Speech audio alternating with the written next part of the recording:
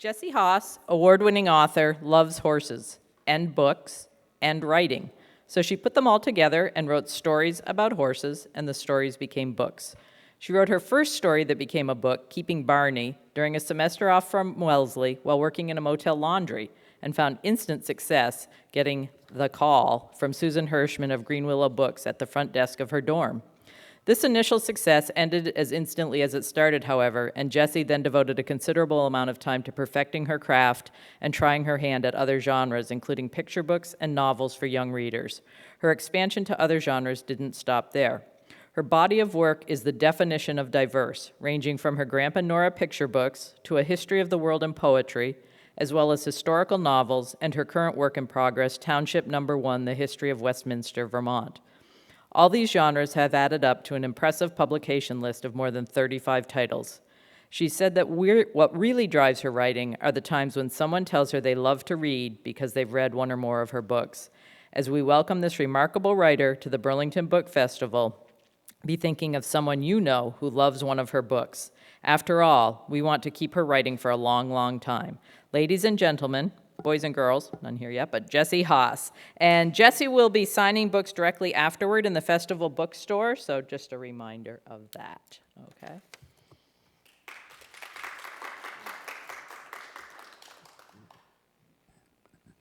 Thank you. That's a really nice introduction, and I see that I could have provided a little more up-to-date information because the work in progress, Township No. 1, has been out for a couple of years now.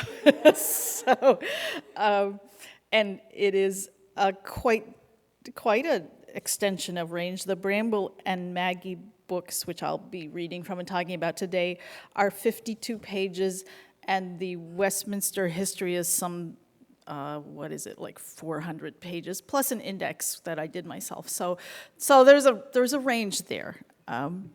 But yeah, my first love is horses and books about horses. When I was a little girl, before I could read, my dad read Little Black A Pony to me every single night.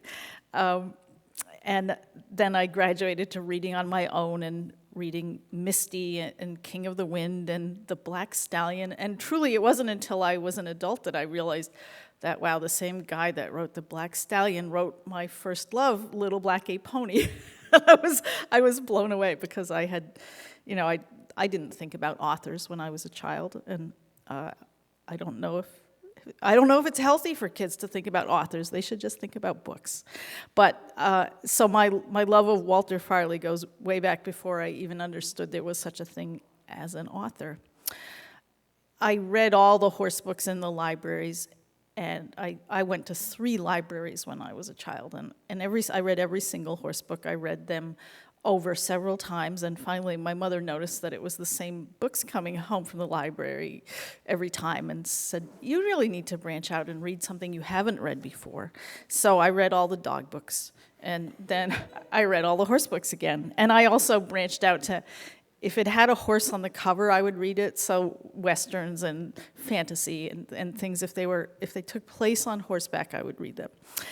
And I am kind of proud that my 2 books of local history, although they are not horse books, I managed to find old archival pictures to use on the cover that have horses on them. So my first my first book was a novel, Keeping Barney, a middle grade novel, and that came out in 1982. And since then, I've written over 35 books for children and adults, many of them about horses. The Beware the Mare books are one series. Set in Vermont, most of my fiction has been set in Vermont, and the Beware books in particular. I have written picture books. I've written an alphabet Appaloosa zebra. You can probably guess the theme on that one. The pony books were a particular success for me, starting with Runaway Radish, which is a story about a naughty little pony. And he's based very closely on the pony that my younger sister had growing up. And I got the idea for that book when I lived next door to the family farm in southern Vermont, I should say. And my husband, Michael Daly, and I were driving out to go somewhere one day, and driving past the farm, my sister had moved away about a mile or two away by that point, and we were driving down the road past the farm, and here came her pony zipping along the road in the opposite direction, bare naked. He didn't, no rider or halter or saddle or anything. He had broken out of his pasture and was coming back home. and we turned around to catch him, and I'm thinking, there's a story there. And that turned into Runaway Radish, and there were a couple of other pony books, Birthday Pony and Jigsaw Pony. And particularly Radish were very successful and very much loved, and led to my new venture, the Bramble and Maggie books, in a kind of roundabout way. I had written a story that I thought would be that was in the vein of the pony books, and I was looking for a new publisher, so I submitted that, my agent submitted that to Candlewick, who Candlewick being my dream publisher at the time, and they turned it down. But with the rejection came an interesting letter from an editor there, Hilary Van Dusen, who said, my children are horse crazy, and they love your pony books. We take them out of the library all the time when we can, because we often go to the library and they're out. And we wonder if you would like to try to write some early readers for us. And I was scared of that. I had tried once to write an early reader story, and I never seemed to get it right. And you know, I had at the time this feeling that, well, I really can only write what comes straight out of my own heart and my own particular inspiration. But I loved Candlewick, so I said yes. And let's see if I can really do this. Candlewick produces particularly beautiful books, especially illustrated books. I really love what they do. And just to cut to the end of the story, it turns out that I really love writing things that other people want me to write. I did not know that at the time, but in the however many years it's been since I said yes to Candlewick and writing an easy reader for them, that's mostly what I've done. I've written 4 Bramble and Maggie books. The third one is just out this fall, and there's going to be a 4th one. I've written the 2 history books.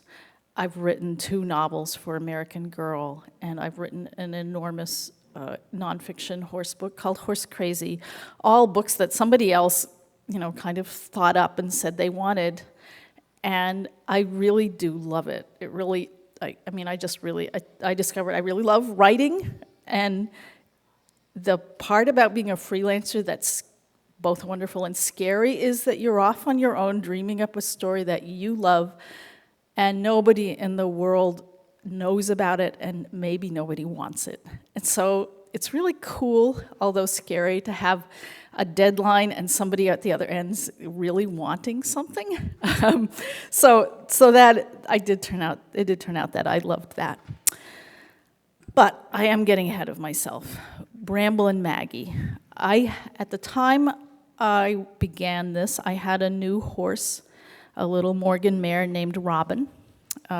She was a 3-year-old with when I got her, with a rather prickly personality, and I had not expected to need a new horse. It was a sad event in my life that made me need to get a new horse. So we were having a little friction as we got to know each other. And that seemed like a good way to start a picture book, with a horse and a person in a new relationship. And I wanted to tell it from both points of view. So Bramble and Maggie, horse, it has a subtitle which didn't make it on the cover because we gave it a subtitle afterward. It's Bramble and Maggie, Horse Meets Girl. And it starts with the horse. So the first chapter is titled Bramble. Bramble gave riding lessons. Mrs. Blenkinsop told the rider what to do, and the rider told Bramble what to do. They went around and around the riding ring with the other horses, around and around, around and around. One day Bramble started to walk more slowly. She dragged her feet in the dust. All the other horses passed her. "Bump her with your legs," said Mrs. Blenkinsop. "Make her speed up." The rider bumped with her legs. Bramble sped up all right. She trotted past the other horses. "Whoa," said Mrs. Blenkinsop. Bramble stopped. "Take a deep breath," Mrs. Blenkinsop told the rider. "Now, ask her to go forward." The rider asked. Bramble went backward, all the way around the ring. "Oh boy, this is not a good lesson," said Mrs. Blenkinsop. The next day, Bramble gave another lesson. She didn't do anything to scare this rider. She didn't do anything at all. "I see," Mrs. Blenkinsop said. "You are bored, Bramble. Too much going around in circles. But riding lessons are supposed to be boring for horses. Try to put up with it." The next day, another rider got on her. Bramble lay down. She closed her eyes and groaned. I get it, said Mrs. Blenkinsop.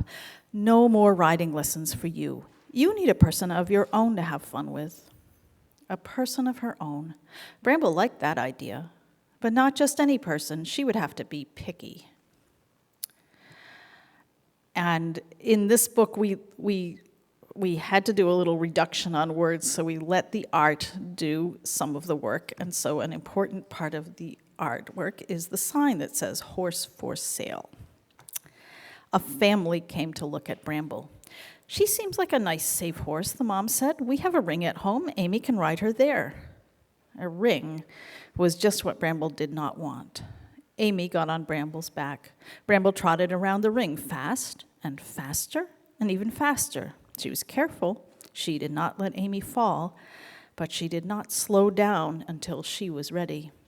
"She has her little ways," Mrs. Blenkinsop said. Amy's mother said, "She is not the horse for Amy." The next family wanted a jumper. "Bramble has her little ways," Mrs. Blenkinsop told them, "but she loves jumping." That was not exactly true. Bramble could jump if she wanted to. She did not want to very often. The boy got on Bramble's back. Bramble walked to a jump. She pushed it over with her nose. "Bramble is not the horse for me," the boy said. And the art tells the story, "Horse for Free." And the next chapter is titled Maggie. "Did you see that sign?" Maggie said. "Yes," Mom said. "I was hoping that you didn't. You always say horses cost too much, but this horse is free." Dad said, "Lots of horses need good homes these days." He turned the car around. "But you can't ride it today," Mom said. "You don't have your helmet and boots." "Yes, I do," Maggie said. "I take them everywhere just in case." Mrs. Blenkinsop said, "I am thrilled that you want to look at Bramble. Come with me to meet her." Mom whispered, "Maybe this horse is free because there's something wrong with it. Don't fall in love too quickly, Maggie." "That could be a problem," Dad said. "Maggie is in love with all horses." That was true, but Maggie had her big horse book with her. She took it everywhere, too. Quickly, she opened it. And the book gives us the following advice. Choosing a horse: be picky. Must be well behaved. Don't fall for the first horse you see. "Maggie, this is Bramble," Mrs. Blenkinsop said. "Bramble, meet Maggie." Uh-oh, Maggie thought. When she looked at Bramble, she did not feel picky. She liked Bramble's color. She liked her eyes. She liked the way Bramble looked back at her. Bramble felt as picky as ever. Maggie seemed like a pleasant girl, but maybe there was something wrong with her. And that's probably a good place to stop with this first book. You'll be able to tell by the subsequent books that Maggie and Bramble do go on to have a relationship, so you may be able to guess some of what happens. These books are intended for kids who are just learning to read, and I did have the experience of being at a book signing with a 5-year-old girl who had, she was a kindergartner who sat down, and I think it actually was one of the first books that she read. She sat there and she read the first chapter, and it was at that point that I was really conscience-stricken about the name Blenkinsop because she was doing pretty well with everything else, but Blenkinsop was hard. But she got it at the front. She would, stop and look at her mother when she hit that Mrs. Blenkinsop. And after a few times through, she was, starting to get that long word, that was what that was. So other than that, it worked pretty well. I was really astonished that it worked for a 5-year-old. But that was a moment for me when I kind of thought, oh, poor kid. I should have thought. On the other hand, I love the name, and so I think it's a nice name for a child to have under their belt. Once they've mastered it, they'll be happy to know that there are names like Blenkinsop out there. It's not easy moving to a new neighborhood either, and the second Bramble and Maggie book, Give and Take, talks a little bit about that. So the first chapter is called Give and Take. Maggie and Bramble live in a little suburban neighborhood. It's a New England-ish neighborhood near the ocean, so that may be helpful to envision what's going on here. Maggie said, "Let's go for a ride, Bramble." Bramble knew about rides. The rider sat in the saddle. The horse did all the hard work. Maggie brushed Bramble and braided her mane. She cleaned Bramble's hooves and squirted her with bug spray. She put the saddle on Bramble's back. She pulled the girth under Bramble's belly. Bramble took a deep breath. The air filled up her belly, big and fat. She held the breath in. "This girth fit you before," Maggie said. Then she looked at Bramble's face. "Bramble," Maggie said, "are you bloating?" Bramble kept holding her breath. It wasn't easy. She stared straight ahead, hardly blinking, her nose wrinkled, her lips twitched. "I know what to do about that," Maggie said. She led Bramble in a circle. Bramble held her breath for a few steps. Then she had to let it out. Whoosh.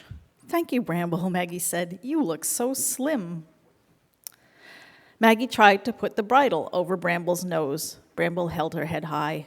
Maggie stood on a hay bale. Bramble held her head even higher. "Bramble," Maggie said, "don't you want to meet the neighbors? Don't you want to explore?" Explore. That sounded good. But Bramble didn't think she should always do what Maggie wanted. Neither of them should be the boss all the time. There should be some give and take. She kept her head high. She kept her mouth shut.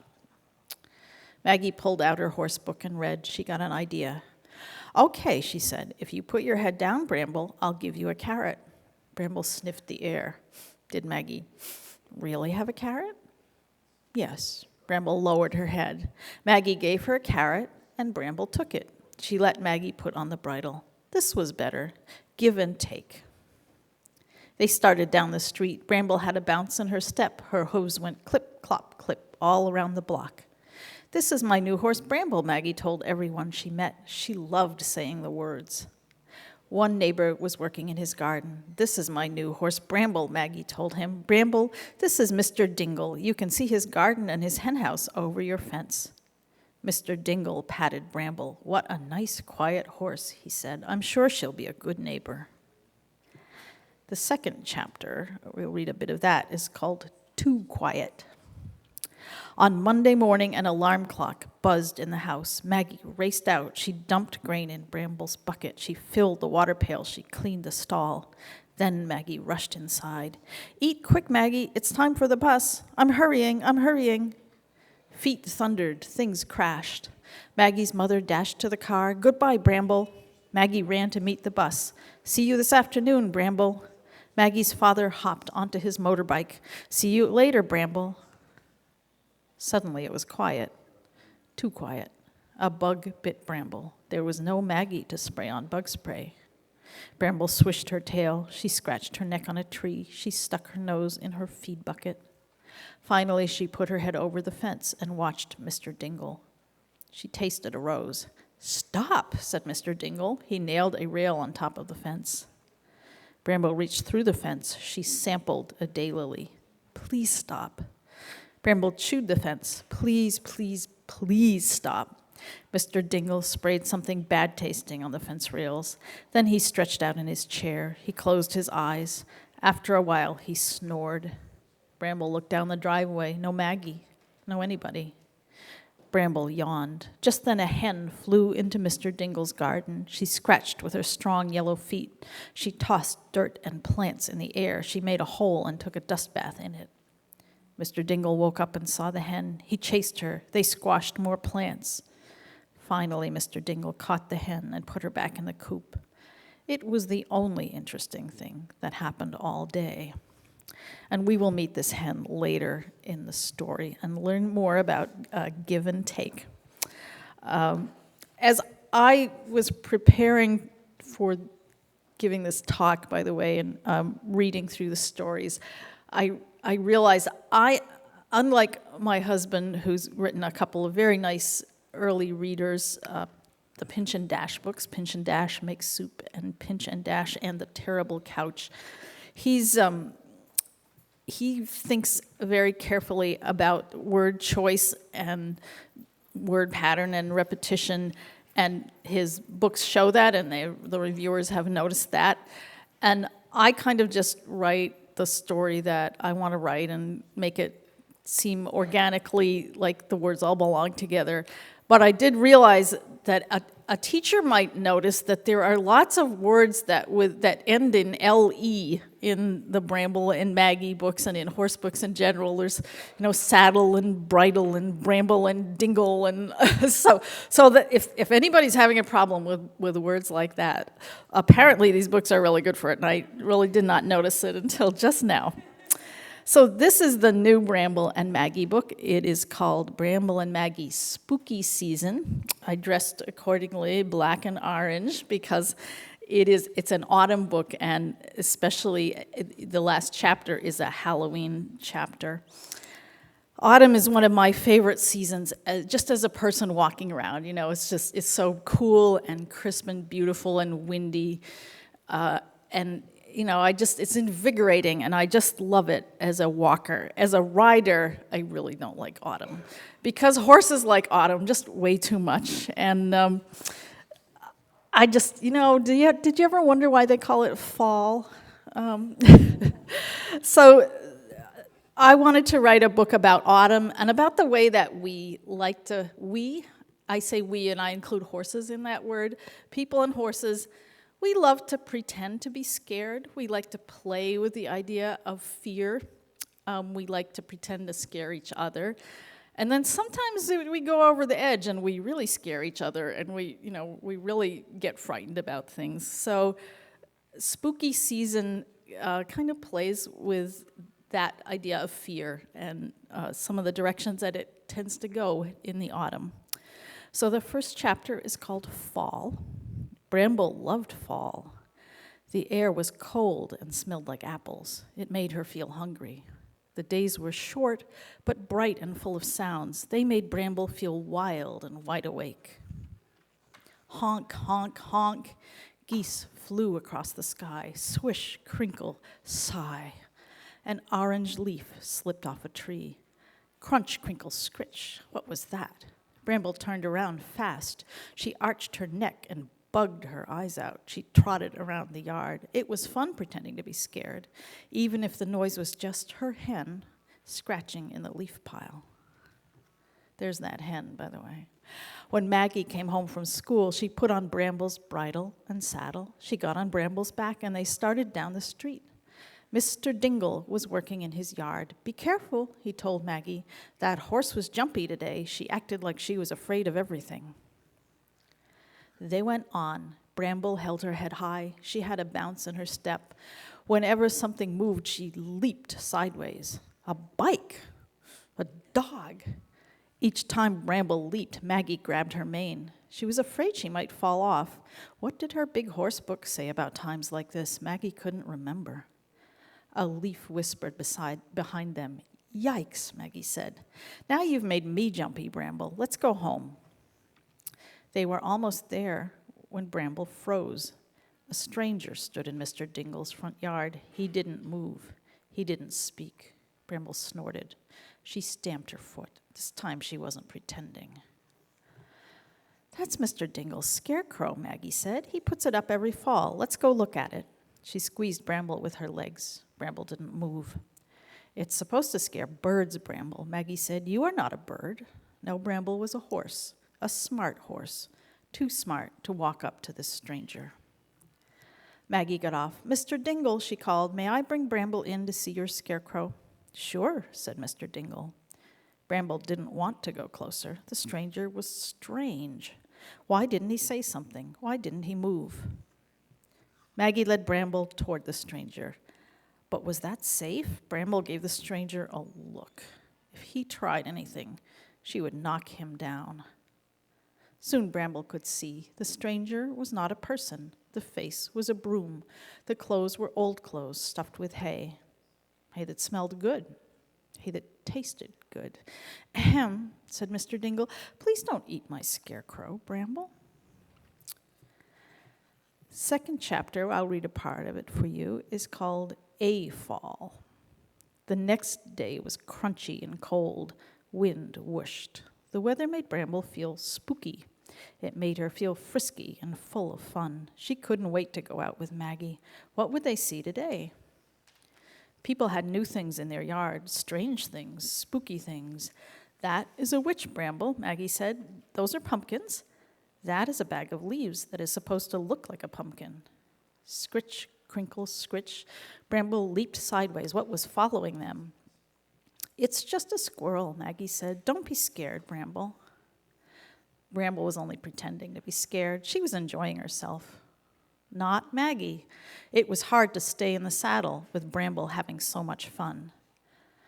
"I'm not a good enough rider for a day like this," Maggie said. "Let's go home, Bramble." Just then, a big sound came from behind them. Ka-ping! Bramble turned very fast. It was an acorn bouncing off a roof. Now Bramble heard another sound. Thud. Maggie landed on the ground beside her. That was not supposed to happen. Bramble put her head down. She sniffed Maggie's face. "I'm okay," Maggie said. "Ow, I'm okay mostly." And we will stop right there. I want to mention how beautiful the art is in these books. They're watercolor. They're done by a British woman named Alison Friend. And apparently they don't do Halloween in Great Britain the way they do here, so we had to send Alison a lot of reference materials for what Halloween decorations look like in North America, but I think she did a really great job.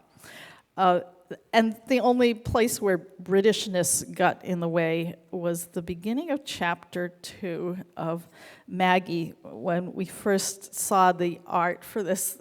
Dad, the wheel was on the other side of the car, so she had to switch that around. I think that was really the only place where there was a big transoceanic boo-boo. Otherwise, she really has done a fabulous job with them, and really, I think the artwork is very special. So I won't go further with spooky season, but it does end on Halloween. And I dedicated it to my mom, who is the absolute queen of Halloween. Everybody in the neighborhood wants to come to my mother's house to get her indoor s'mores. And she's had college students, that were trapped in dorms in the Midwest calling her on a Halloween night going, "Oh, I wish I was there. Could you save me some?" So this book is dedicated to my mom. So as I said, I've written lots of other books for kids of all ages, and spent a lot of last year traveling around the country doing book signings for my 2 books with American Girl, the Sage books. Sage was the Girl of the Year last year for American Girl, and I was her author. So it's like being Miss America, kind of like I was Miss American Girl last year, and this year I'm nobody. But it was a really fun ride while it lasted. And those are also books that center on horses and art. And although they're set in the desert Southwest, they're set in New Mexico, which was a big stretch for me. American Girl asked me to do them because they have read a number of my horse books, and they know that horses are popular. And it proved to be true when I would ask kids at the signings, well, what do you like about Sage? I would say 50 to 60% of them said, she has a horse. and I know it would be that way with me. She's a pretty cool character, and she has a horse. So I would definitely, I might not have read many of the other American Girl books as a child of that age, but I definitely would have read the Sage books. So that's the Bramble and Maggie books. One of them, the first, is out in paperback already. They're available through the Books to Phoenix books here in Burlington, and they are certainly here in this library and go out frequently, I understand. And that's really all I have to say. I would be happy to take questions if anybody has questions, and we'll be doing a signing over on the other side of the front entrance after the talk. So does anyone have a question? And if you'd like to channel it through a parent, that's fine too.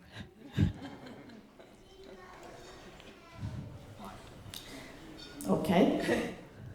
Oh, okay. So there's lots of terms that get thrown around, like early readers, chapter books, middle grade. Can you kind of define it for us?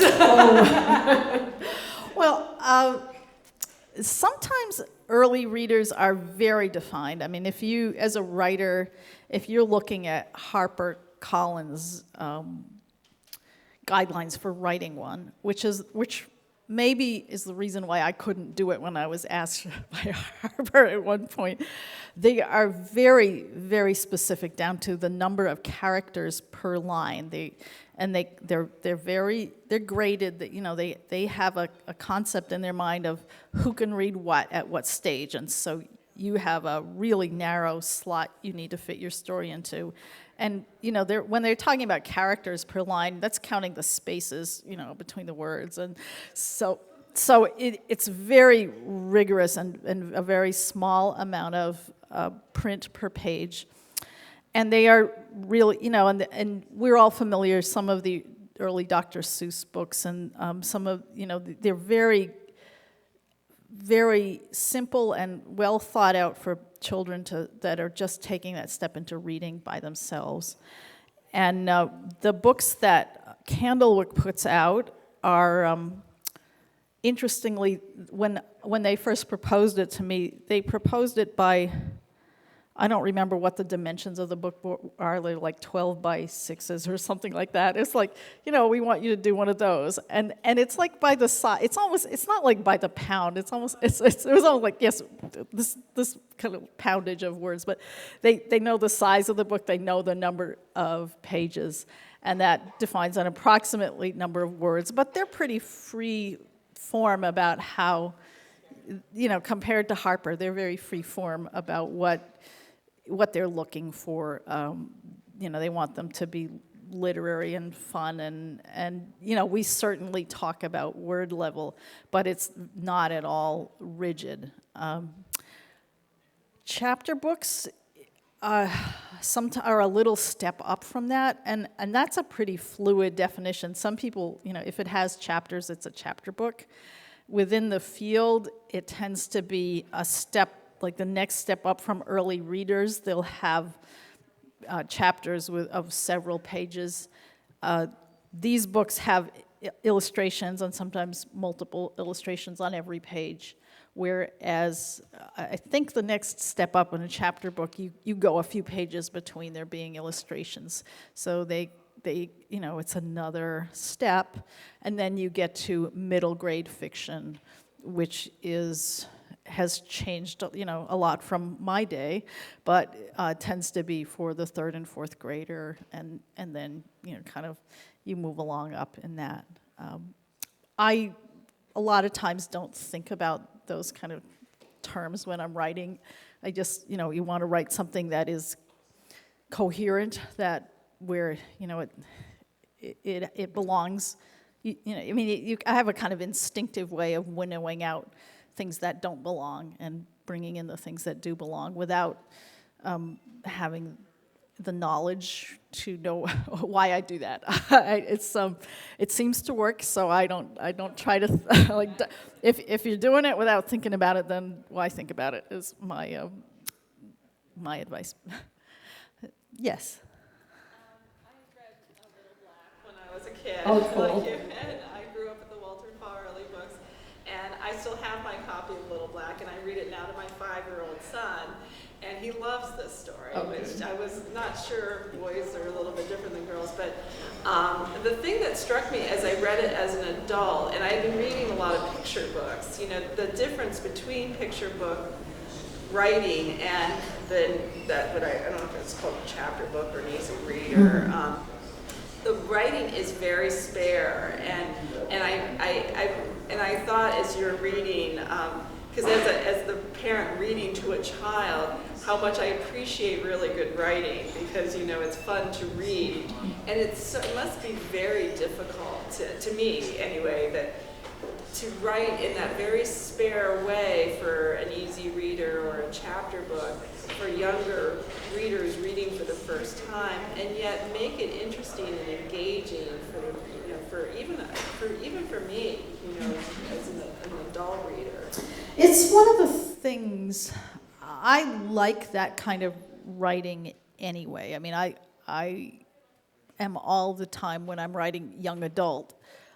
I'm looking at my prose style going, there aren't very many long words here. You know, you could say Hemingway-esque if you want to. But, you know, I really like that kind of writing where the minimum of words does the maximum. And so it seems pretty natural to me to do it.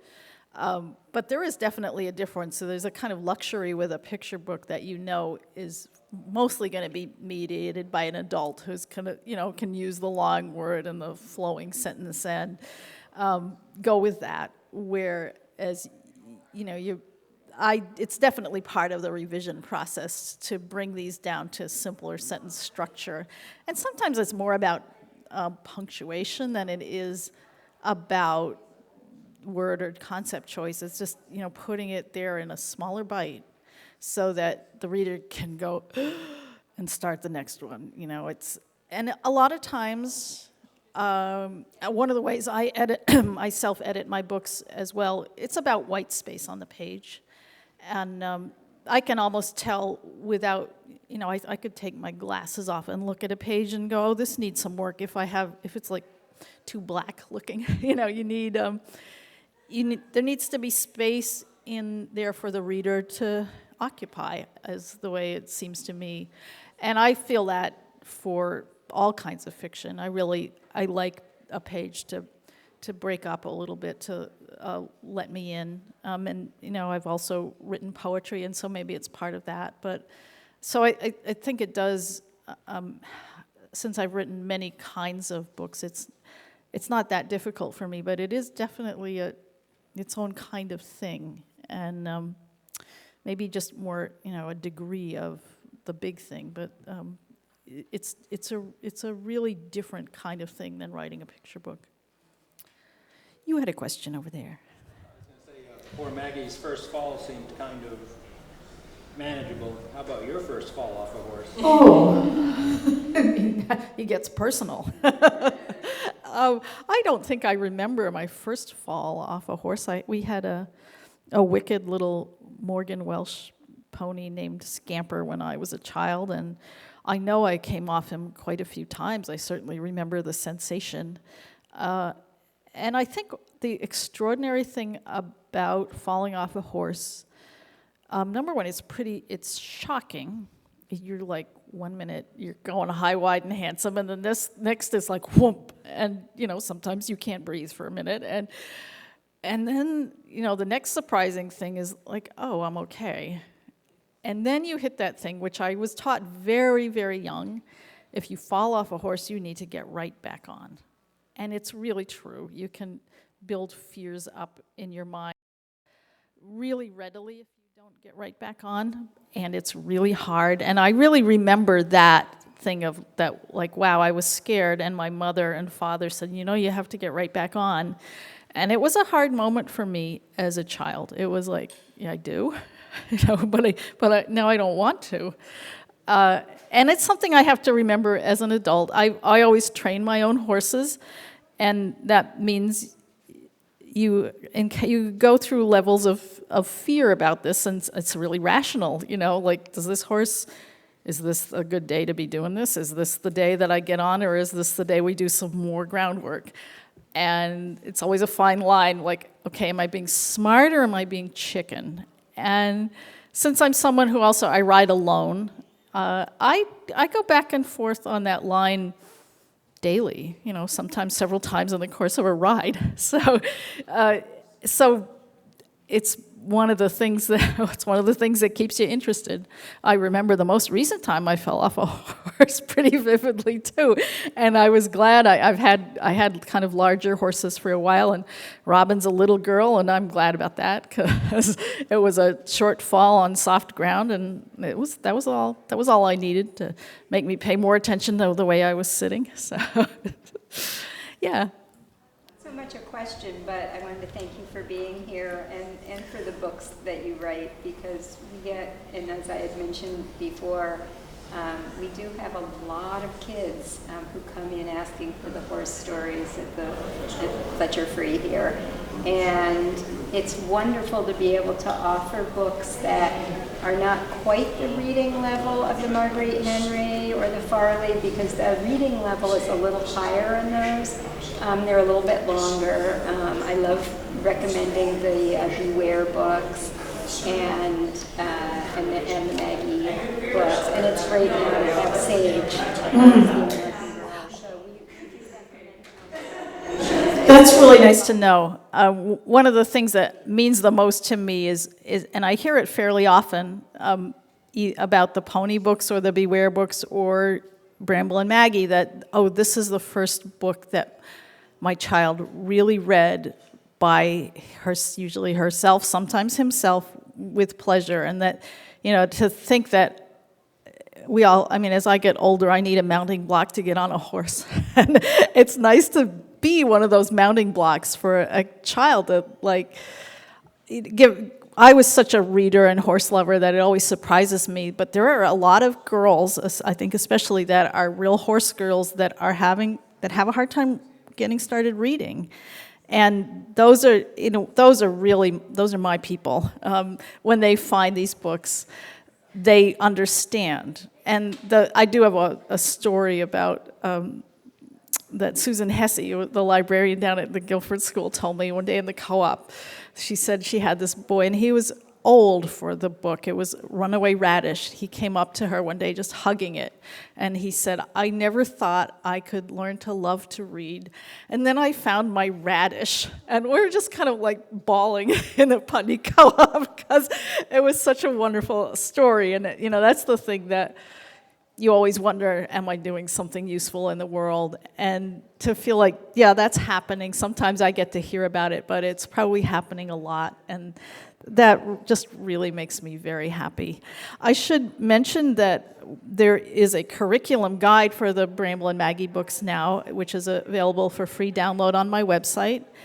And many of my older fiction horse stories, all the horse stories actually, are now available in an ebook format through Open Road Media. So anybody who wants to, it shocks me that I'm old enough that lots of adults can revisit their childhood by reading one of those books, but they are available through the normal ways you buy ebooks just this fall in exciting new covers, whatever that means with the ebook. But the old titles are out there.